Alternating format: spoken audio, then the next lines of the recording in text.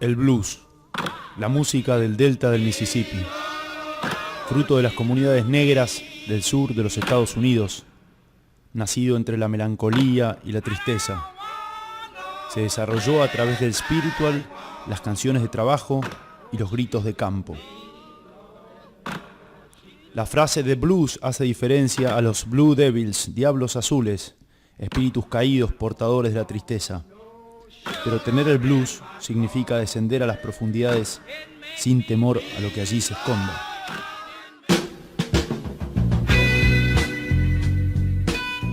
Ningún presidente de los Estados Unidos procede de la región del Delta. En realidad ninguno procede del estado de Mississippi. Tampoco ningún vicepresidente. Tampoco hay ningún secretario de Estado. El aporte de esta región a los campos de la física o la química es prácticamente nulo. Lo mismo puede decirse con respecto a la economía, la psicología, la sociología y cualquier otra disciplina académica. Sin embargo, la música de todo el mundo se ha transformado gracias a las canciones que se han hecho aquí.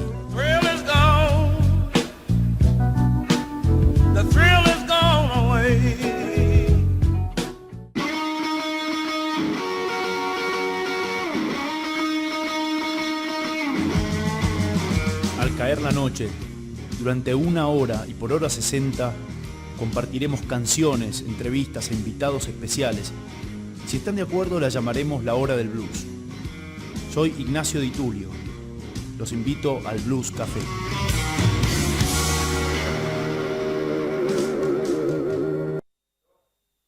Buenas noches, amigos. Bienvenidos al Blues Café. Hoy programa número 2, correspondiente al 9 de mayo del 2017. Llegamos a sus casas, a sus móviles, o salimos por los parlantes de sus computadoras a través del sitio www.hora60.com, por donde nos pueden ver y escuchar, transmitiendo en vivo desde nuestros estudios, ubicados en el partido de San Isidro, Buenos Aires, Argentina.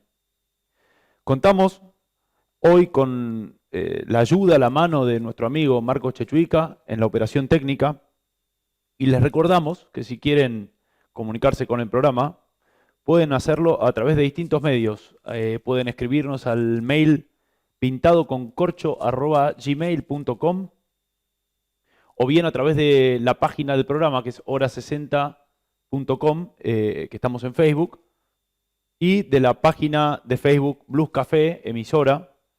Pueden allí enviarnos sus comentarios, reflexiones, abrazos a cualquiera de estos medios. En el programa de hoy, además de una selección de música que hemos seleccionado especialmente, leeremos el cuento de William Faulkner, Una rosa para Emily, uno de los más grandes exponentes del llamado gótico sureño.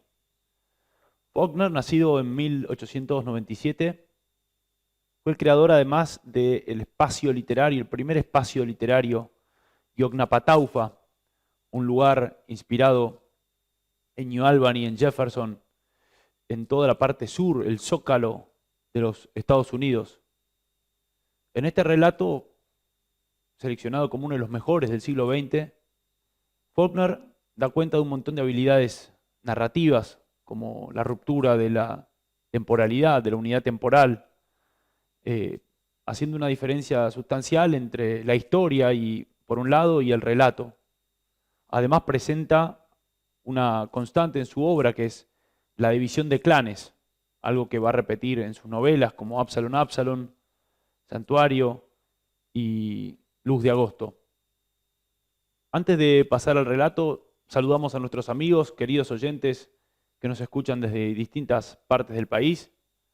Saludamos a Silvina, desde Nueva York, que nos escucha. También a Jessica, de la zona sur, que nos manda saludos y nos pide temas de vocalistas femeninas. Ya vamos a estar satisfaciendo ese pedido. Y por otro lado, contarles que arrancamos el programa con un tema de Coco Taylor llamado I'm a Woman. Antes de la lectura de Una rosa para Emily, vamos a escuchar a Fred McDowell con su tema Shake 'Em On. Cuando la señorita Emily Grierson murió, toda la ciudad concurrió a los funerales. Los hombres, impulsados por una especie de respetuoso homenaje hacia un monumento caído, las mujeres, principalmente por curiosidad, para ver el interior de la casa, la cual nadie, excepto un viejo sirviente, mezcla de jardinero y cocinero, logró ver en los últimos 10 años. Era un caserón enorme y cuadrado, que en un tiempo fue blanco, decorado con cúpulas y espirales, balcones adornados con volutas, en ese estilo liviano propio del 70, e instalada en lo que fuera en un tiempo la calle más principal. Pero los garajes y las fábricas de tejidos casi habían hecho desaparecer los augustos nombres de esa vecindad. Solo se conservaba la casa de la señorita Emily, levantando su porfiada y coquetona decadencia sobre los camiones de tejidos, las bombas de gasolina, un cuadro desagradable entre tanta cosa poco lisonjera. Y ahora la señorita Emilia había partido a reunirse con los dueños de esos augustos nombres en el cementerio, entre las tumbas de unidos y confederados que cayeran junto a la batalla de Jefferson, juntos en la batalla de Jefferson. Mientras vivió la señorita Emilia, había sido una tradición, una especie de deber y un objeto de cuidado, una especie de obligación hereditaria que pesaba sobre la ciudad y que databa desde un día, en 1894, cuando el coronel Sartoris, el alcalde que patrocinara el edicto ordenando que toda mujer negra saliera a la calle con delantal, le devolvió sus contribuciones, comenzando a regir dicha exención desde la muerte de su padre y en forma perpetua. Pero no se piense que la señorita aceptaría una limosna. El coronel Sartoris se dio maña para inventar una historia según la cual el padre de la señorita Emilia había prestado dinero a la ciudad y con un criterio comercial la población prefería cancelar de este modo la deuda. Solo un hombre de la generación del coronel Sartoris podía haberlo inventado y solo una mujer podía haberlo creído. Cuando la nueva generación, saturada de ideas más modernas, llegó a ocupar los cargos de alcaldes y regidores, esta situación produjo cierto descontento. El primer día del año le mandaron un aviso de contribución.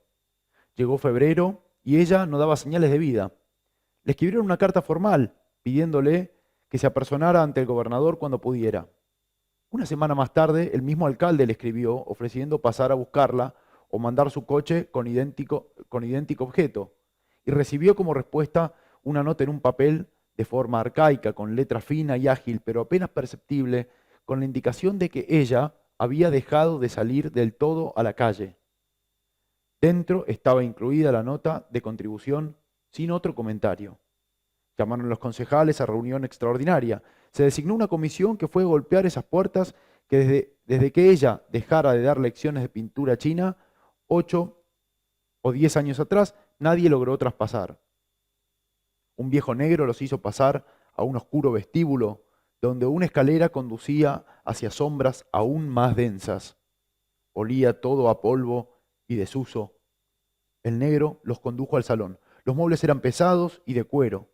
Cuando el negro abrió las persianas de una ventana, notaron que el cuero estaba resquebrajado y cuando se sentaron, una nubecilla de polvo se levantó perezosamente a la altura de los muslos, formando espirales y volutas que se destacaban a la luz del único rayo de sol.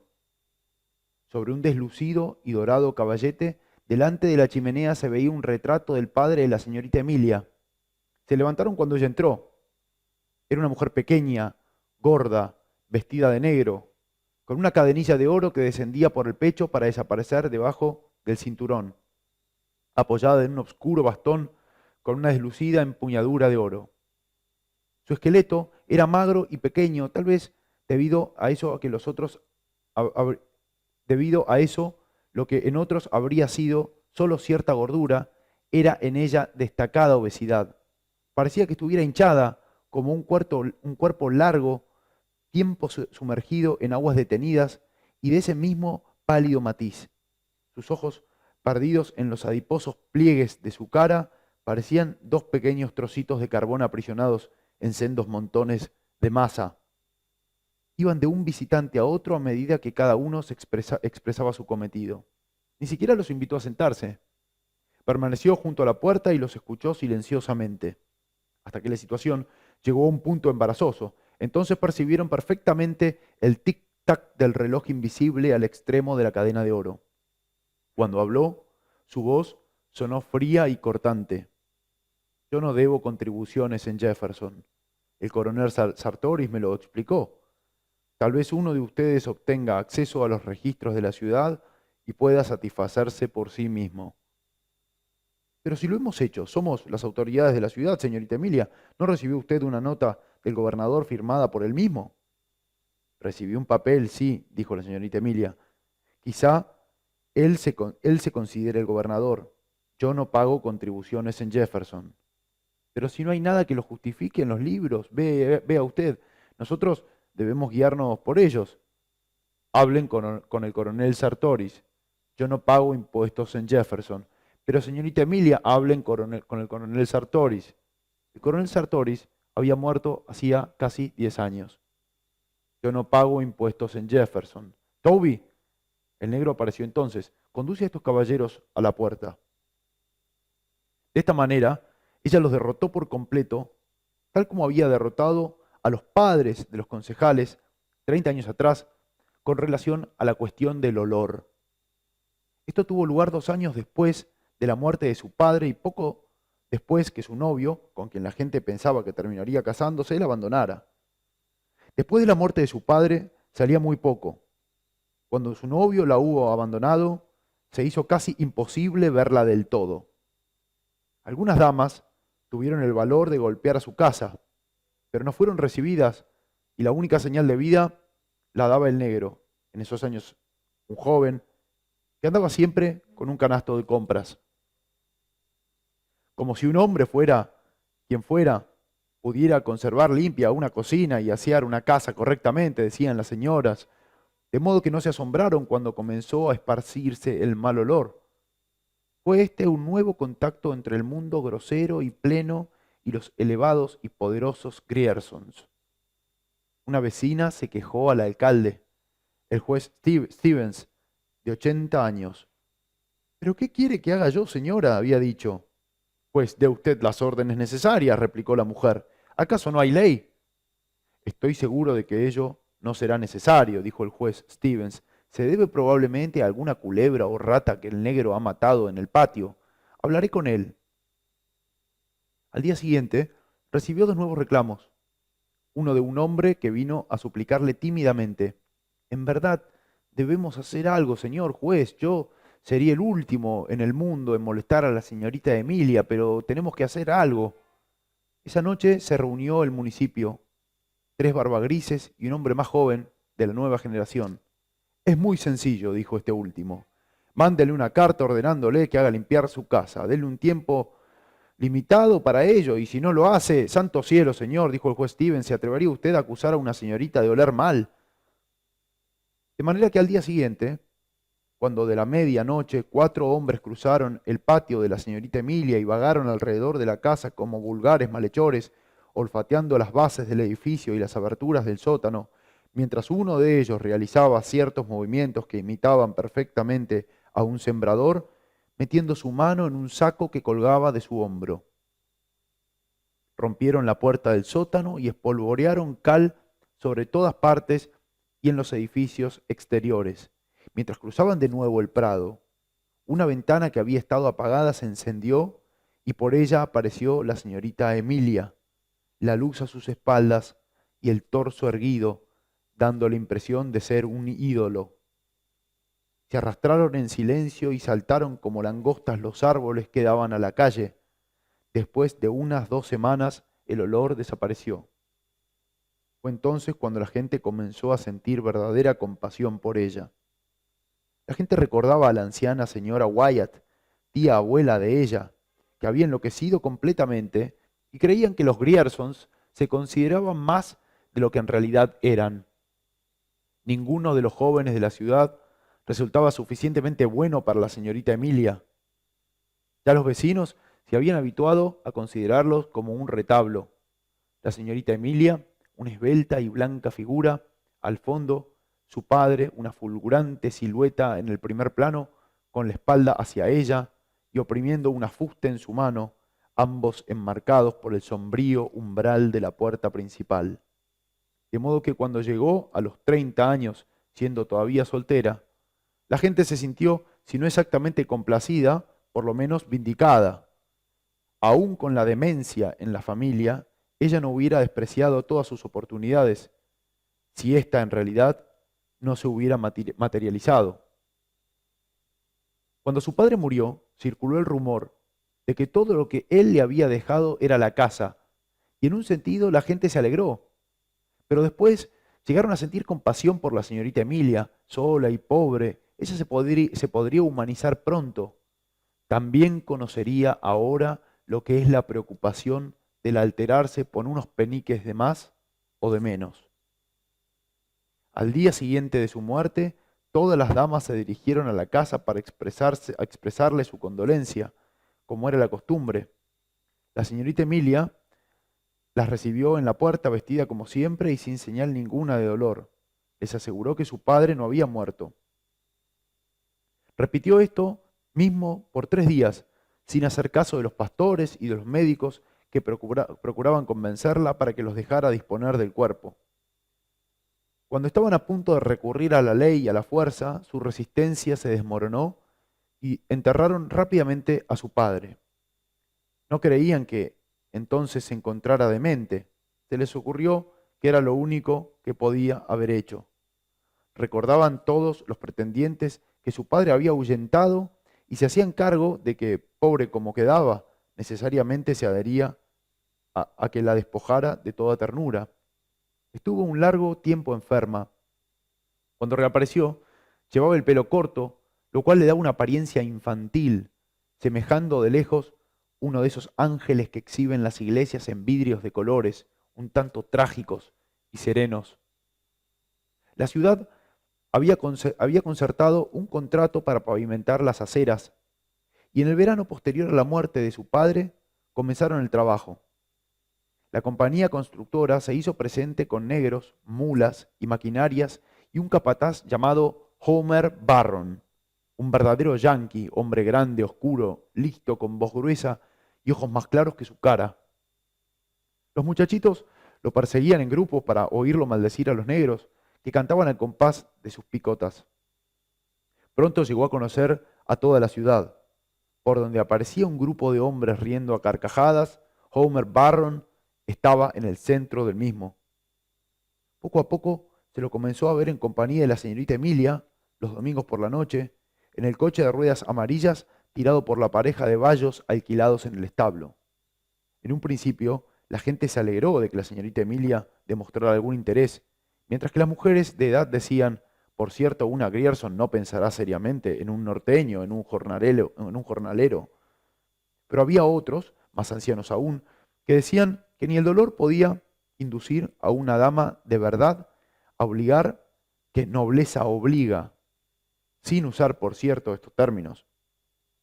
Se limitaban a decir: pobre Emilia, sus parientes deberían estar a su lado. Tenía alguno de ellos en Alabama, pero años atrás su padre había roto con ellos a causa de la propiedad de una anciana señora Wyatt, mujer chiflada, y toda comunicación entre las familias cesó bruscamente. Aquellos ni siquiera se hicieron representar en el funeral, y tan pronto como los ancianos dijeron pobre Emilia y los comentarios comenzaron qué triste que sea efectivamente así, se decían los unos a los otros, por cierto, que sí, y ¿qué otra cosa podía suceder? Esto lo decían a espaldas de la pareja, se escuchaban rumores de seda y raso tras las celosías que se cerraban contra el sol del atardecer todos los domingos, mientras el suave y rápido repiqueteo de la pareja de bayos sonaba clop, clop. Pobre Emilia. Ella mantenía erguida su cabeza, a pesar de que todos creían que se estaba cayendo. Parecía que quería exigir más que nunca el reconocimiento general de su dignidad como la última Grierson, como si hubiera sido preciso ese toque terreno para reafirmar su impermeabilidad. Igual que cuando compró veneno para las ratas, el arsénico. Eso fue como 1 año después de que hubieran comenzado a decir pobre Emilia, y mientras las 2 primas la visitaban. Quiero veneno, le había dicho al farmacéutico. Tenía poco más de 30 años entonces y todavía era una mujer esbelta, aunque más delgada que de costumbre, con sus negros ojos fríos y altivos, en una cara cuya carne estaba estirada en las sienes y alrededor de los ojos, como uno podría imaginarse el rostro de un guardafaro. Quiero veneno, dijo. Sí, señorita Emilia, ¿qué dosis? ¿De ese tipo para ratas? Yo se lo recomiendo. Quiero lo mejor que pueda darme. No me importa la clase. El farmacéutico enumeró varios tipos. Son capaces de matar un elefante, verá. Pero lo que usted desea es arsénico, dijo la señorita Emilia. ¿Es este un buen veneno? ¿Es arsénico?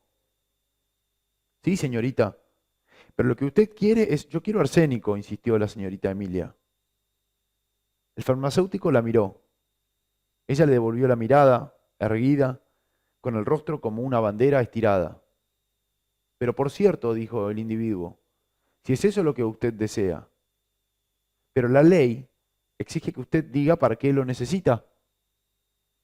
La señorita Emilia se limitó a mirarlo fijamente, la cabeza echada un poco hacia atrás, a fin de contemplarlo directamente a los ojos, hasta que él bajó la vista y se fue adentro a envolver el arsénico pedido. El empleado negro le trajo el paquete. El farmacéutico no volvió. Cuando ella abrió el paquete, debajo de la calavera y los huesos decía para ratas. Al día siguiente, todos decían, ella se suicidará, y pensaban que era la mejor solución para su vida. Cuando se comenzó a dejar ver en compañía de Homer, se encargaron de decir que a él le gustaban los hombres, y se sabía que bebía en compañía de los más jóvenes en el club Elk, lo que no le daba fama de hombre casadero, por cierto. Más tarde dijeron, pobre Emilia, cuando pasaba por detrás de las celosías en el reluciente coche los domingos en la tarde, la señorita Emilia con la cabeza erguida y Homer Barron con su sombrero gacho y un cigarro en los labios, las riendas y la fusta aprisionados por un guante amarillo. Luego, algunas de las señoras comenzaron a susurrar que era una deshonra para la ciudad y un mal ejemplo para los jóvenes. Los hombres deseaban intervenir, pero por último las señoras convencieron al pastor bautista, la familia de Emilia era episcopal, a fin de que le hiciera una visita. Nunca divulgó él lo que presenció en esa entrevista, pero rehusó volver otra vez. El siguiente domingo ellos se pasearon de nuevo por las calles y al otro día la esposa del ministro le escribió a los parientes de la señorita Emilia en Alabama. De tal modo, ella se vio obligada a tener otra vez parientes bajo su techo y todos esperaron nuevos acontecimientos. En un principio no sucedió nada. Luego estuvieron seguros de que la pareja se casaría. Supieron que la señorita Emilia había estado en la joyería y ordenado un juego de tocador masculino montado en plata, con las letras HB en cada pieza. 2 días más tarde se supo que había comprado un equipo completo de ropa masculina, incluida una camisa de dormir, y se dijeron, están casados. Y todos se alegraron, pues los 2 primos eran más Griersons que lo que la señorita Emily jamás había sido. No se sorprendieron cuando Homer Barron se fue. Las calles ya estaban terminadas desde hacía tiempo. La gente se sintió un tanto desengañada de no ser testigos de un escándalo público, pero siempre estimaron que él se habría ido para preparar la llegada de la señorita Emilia o para darle oportunidad de que se deshiciera de sus primas. Por ese tiempo se hizo una cábala y todos se aliaron con la señorita Emilia para ayudarla a enredar a las primas. Efectivamente, en una semana más se alejaron. Y tal como todos lo esperaban, a los 3 días, Homer Barron estaba de retorno en la ciudad. Un vecino vio al negro que le abrió la puerta en la cocina al oscurecerse una tarde. Y esa fue la última vez que se vio a Homer Barron. Lo mismo a la señorita Emilia por algún tiempo. El negro siguió en sus trajines por el mercado, pero la puerta principal permaneció cerrada. De vez en cuando se la veía en la ventana por un momento, como les pasó a los hombres que esparcieron cal, pero por casi 6 meses no apareció en las calles. La siguiente vez que volvieron a ver a la señorita Emilia, había engordado y su pelo se estaba tornando gris, hasta quedarse detenido en un tono entre salpimentado y gris acero. Hasta su muerte a la edad de 74 años, conservó ese vigoroso color gris acerado como el pelo de un hombre activo. Desde entonces, su puerta principal permaneció cerrada, excepto por un periodo de 6 o 7 años, cuando bordeaba los 40, durante el cual se dedicó a dar lecciones de pintura china. Arregló un estudio en una pieza del piso bajo, en la que las hijas y nietas de sus contemporáneos de los contemporáneos del coronel Sartoris acudían con la misma regularidad y el mismo espíritu con que asistían a la iglesia los días domingos, con esa moneda de 25 centavos para la ofrenda. Mientras tanto, fue exonerada de los impuestos. Luego, la nueva generación se incorporó al espíritu y la vida de la ciudad, y los discípulos desaparecieron. La puerta principal se cerró detrás del último de ellos para siempre. Y así murió. Se derrumbó en la casa vieja, blanca, polvorienta y sombría, solo con un negro decrépito que la atendía. Ni siquiera se supo que estaba enferma. Hacía ya tiempo que nadie podía sonsacarle una palabra al negro. No hablaba con nadie, probablemente ni con ella, pues su voz se había tornado dura y herrumbrosa, como si hubiera sido trabajada por el desuso. Murió en una de las piezas del primer piso, en una pesada cama de nogal con cortinas. Su cabeza gris cayó sobre una almohada amarilla y amosada por los años y la carencia de sol. El negro abrió la puerta a las primeras señoras y las hizo pasar, con sus voces susurrantes y sus atisbonas miradas, y luego desapareció. Atravesó la casa, salió por la puerta trasera y nadie más lo volvió a ver. Las dos primas vinieron en el acto. Efectuaron el funeral al día siguiente. Toda la ciudad acudió a mirar a la señorita Emily debajo de la montaña de flores compradas, mientras el retrato de su padre parecía reflexionar hondamente encima del féretro, y las damas, sibilantes y macabras, y los más ancianos, algunos luciendo los uniformes de los confederados, en el porche y en el patio, hablaban de la señorita Emily como si fuera contemporánea de ellos, pretendiendo que habían bailado con ella o la habían cortejado, quizá confundiendo el tiempo con su progresión matemática, como lo hacen los viejos, para quienes el pasado no es un camino que se va empequeñeciendo, sino una enorme pradera jamás profanada por el invierno. Separada ahora de ellos por un estrecho gollete de los últimos 10 años, ya se sabía que existía una habitación en los altos a la que nadie hubo penetrado por 40 años y cuya puerta tendría que ser forzada. Esperaron hasta que la señorita Emilia estuvo bajo tierra para abrirla. La violencia que fue necesario emplear para descerrajar la puerta pareció llenar la pieza de polvo. Una delgada y acre mortaja, como la de un sepulcro, parecía cubrir todo lo que existía en esa pieza, adornada y amoblada como para una fiesta nupcial.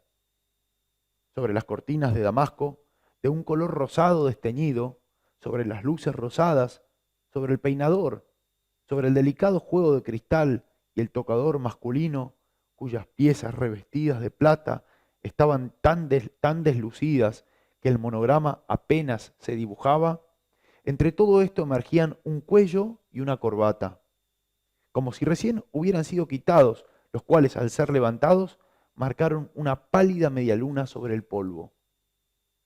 Encima de una silla colgaba el terno, cuidadosamente doblado, debajo las dos mudas de zapatos y los calcetines usados. El hombre en persona yacía sobre la cama. Por un largo rato la gente permaneció allí contemplando ese profundo y descarnado gesto. El cuerpo quizás estuvo un tiempo aparentemente en actitud de abrazar, pero ahora el prolongado sueño que sobrevive al amor y que conquista hasta las muecas del amor, lo había traicionado.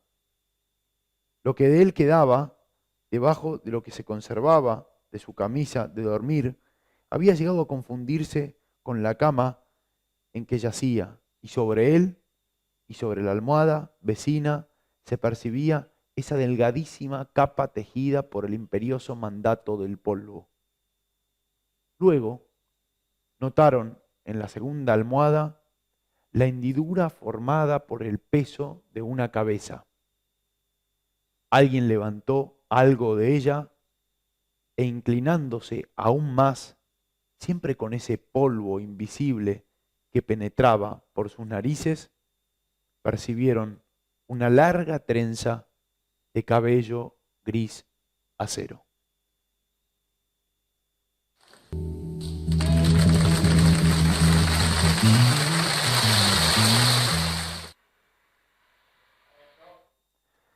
Pasaba recién Chuck Berry con su tema The Blues, en una versión en vivo.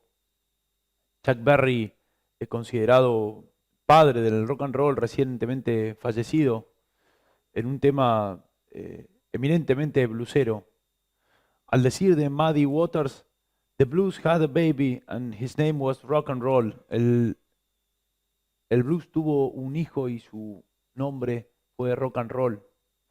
En la historia misma del blues y en su cruce con otras músicas como el jazz, es que se da cuenta del nacimiento de este género musical inventado, de alguna manera, por los negros, por Chuck Berry y en la década del 50 por Elvis Presley. Leímos recién el texto Una rosa para Emily, de William Faulkner, junto con Erskine Caldwell, Eudora Welty y Flannery O'Connor, entre otros exponentes de la literatura sureña, ¿no es cierto? En este caso, el llamado gótico sureño. En el cuento, Faulkner nos habla de una clase social, específicamente del clan Grierson, uno de los clanes, junto con, por ejemplo, el clan Sartoris, que está en el cuento representado por el coronel Sartoris, que además da nombre a una de las novelas de Faulkner. Decía de un clan y de la decadencia de este clan, ¿no es cierto? De cómo se procuró, o de alguna manera los últimos estandartes aristócratas de estos clanes en decadencia se aferraban a lo poco que tenían o que representaban dentro de los pequeños pueblos del sur, conservador, en el que habían nacido y crecido, ¿no? Y lógicamente después es un cuento magistral de Faulkner, con un final notable, un final maravilloso. Un escritor que, digámoslo, influenció notablemente a muchos de los escritores considerados parte del boom, ¿no es cierto?, del boom latinoamericano, que después incluso incursionaron en el realismo mágico, como Alejo Carpentier, como Gabriel García Márquez, entre muchos otros. Faulkner es para esta camada de escritores un referente, y el propio García Márquez lo reconoció en varias entrevistas, que no hubiera sido lo que fue sin haber tomado de Faulkner esa capacidad de mezclar lo fantástico con lo real, y además, estilísticamente hablando, la posibilidad de hacer esos fraseos tan largos, de oraciones largas y poéticas, con muchísimas subordinadas que lógicamente requieren de muchísima destreza para escribir. Vamos a repetir las vías de comunicación con el programa. Les reiteramos que estamos en Facebook, en la página del programa, que es Blues Café Emisora. Pueden allí escribirnos para dejarnos sus mensajes, saludos, comentarios e incluso pedidos. Si tuvieran alguna necesidad de escuchar algún texto particular, nos pueden escribir ahí y consideraremos, como decía, la posibilidad de leer ese texto. Vamos a estar leyendo también textos de distintos autores y, lógicamente, escuchando blueses de distintas partes del mundo y de distintas características de acuerdo con su evolución. Repetimos también que otra vía posible de contacto es el mail del programa, que es pintadoconcorcho@gmail.com. Pueden también escribirnos al Facebook, a la página de Facebook de la radio, que es hora60.com, por donde lógicamente podrán ver y escuchar el programa. E incluso si se pierden algún programa, pueden también ponerse al día. Un programa que pueden escuchar y ver, o dejar andando, dejar corriendo, como antiguamente hacíamos con la televisión, cuando dejábamos la televisión prendida y hacíamos otra cosa. Un programa, digo, ideal para colgar la ropa un martes a la noche, o para salir a fumar un cigarrillo al patio y mirar el cielo. Un programa para dejar de fondo mientras uno conversa o toma alguna copa con un amigo o simplemente piensa en ese amor que ya se fue. Seguimos con un poco de música, no sin antes contarles que estamos saliendo todos los martes de 8 a 9 de la noche. Ya estamos cerrando este programa, pero antes quisiera saludar muy especialmente a una persona que nos está escuchando desde Brooklyn, Silvina López Medín, nos manda aquí su saludo. A Laura Ventura, que nos escribe y nos alienta, nos da un mensaje muy lindo desde Madrid. Un abrazo, un beso muy especial para Laura. A Pepe, que nos está escuchando desde Montevideo. Y a todos los amigos y oyentes que escriben seguido y nos mandan sus abrazos y sus cálidos saludos. La semana que viene contaremos también con un poco más de literatura de toda la costa sur. Haremos un recorrido también por lo que es el Chicago Blues, ¿sí? Esta vertiente de blues más electrificada y un poco más aligerada, ¿no es cierto? Que el blues que estuvimos escuchando en el programa de hoy. Así que los esperamos, como cada martes, de 8 a 9 de la noche, para que nos sigan acompañando en esto que es Blues Café. Nos vemos entonces el próximo martes. Los dejo con un tema de Botafogo que se llama Blues en la radio. Muchas gracias por acompañarnos. Salud.